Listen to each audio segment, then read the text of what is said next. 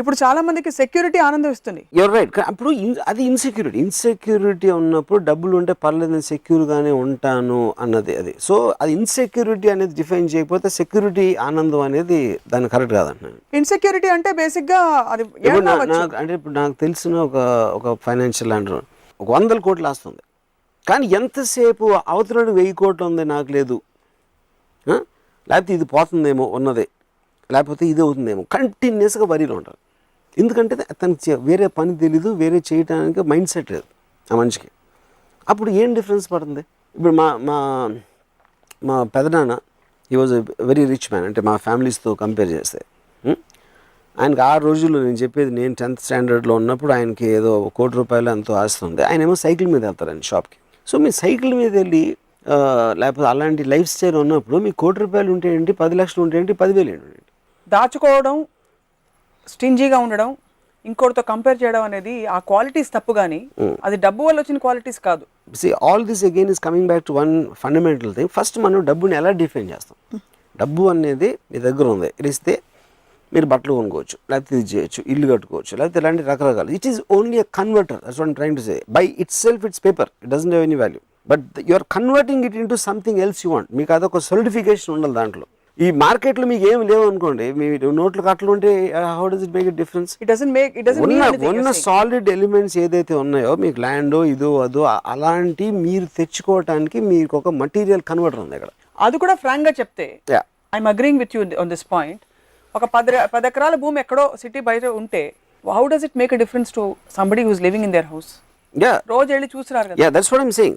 So నా point ఏంటంటే, but ఇప్పుడు I admire people like Ambanis for example. వాళ్ళు ఏం చేస్తున్నారు?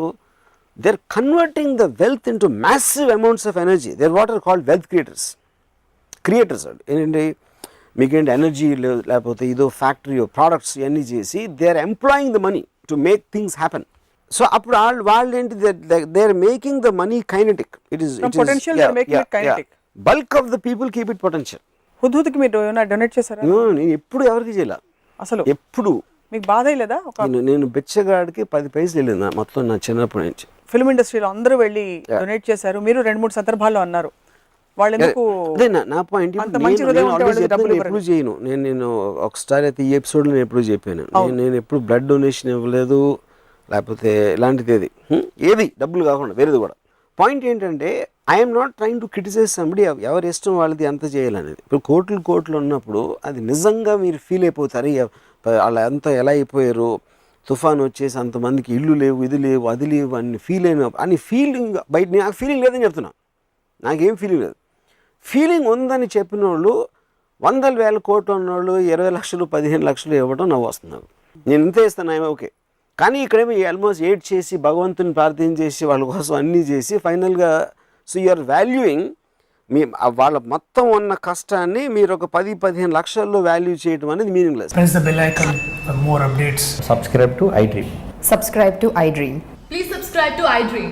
Subscribe to iDream. Please subscribe to iDream. For more such videos, please subscribe to iDream. For more videos, please subscribe to iDream. And you're watching iDream Media. Please like, share and subscribe to the channel. And don't forget to subscribe to iDream. Please subscribe iDream Media. Do subscribe to iDream. Subscribe to iDream Media. Do subscribe to iDream Media. Don't forget to subscribe. Click on the button below. Don't forget to subscribe to iDream.